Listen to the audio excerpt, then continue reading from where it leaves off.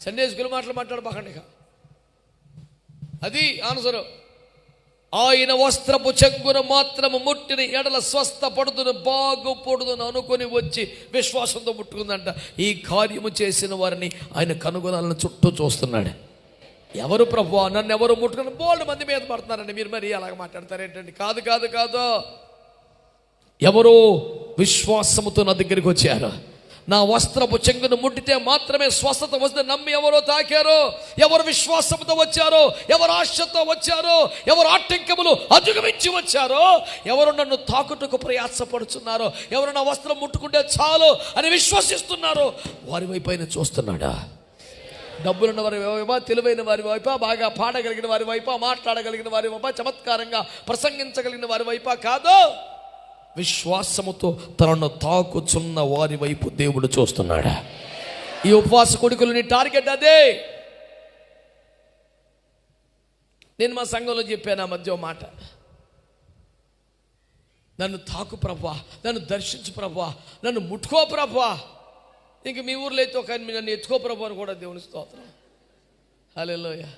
మంచిదే, చిన్నప్పుడైతే ఓకే, ఇంక పెద్ద అయ్యాక కూడా ఎత్తుకోవాలని పోకూడదుగా. అంటే ఆత్మలో నేను చెప్పేది, రక్షించబడిన కొత్తలో అది 100% కరెక్ట్, దాన్ని తప్పుడు తగిలి.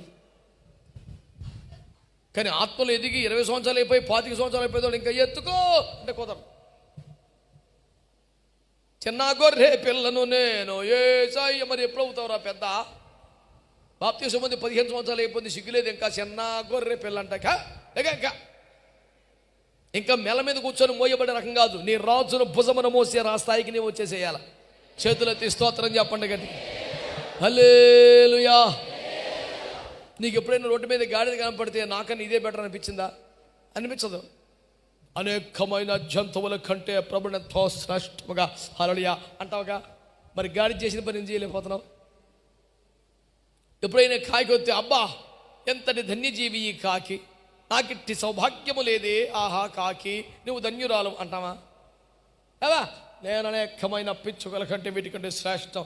మరి కాకి చేసిన పని చేయలేదే. ఇదే పేరుకి మాత్రం నేను కాకి కన్నా శ్రేష్ఠుడను, గాడిద కన్నా బెటరు. మరి కార్యములు మాత్రం మరి ఏమీ లేవండి ఆ విధంగా. మరి ఇది పేరు గొప్ప ఊరు దెబ్బ, ఎందుకు వచ్చిన పనులు? క్వాలిటీ ఉండాలి కదండి.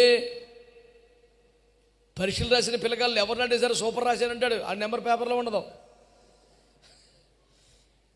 100కి 2 3 రాయలేడని నడుస్తారు చాలామంది. ఈజీగా వచ్చేసి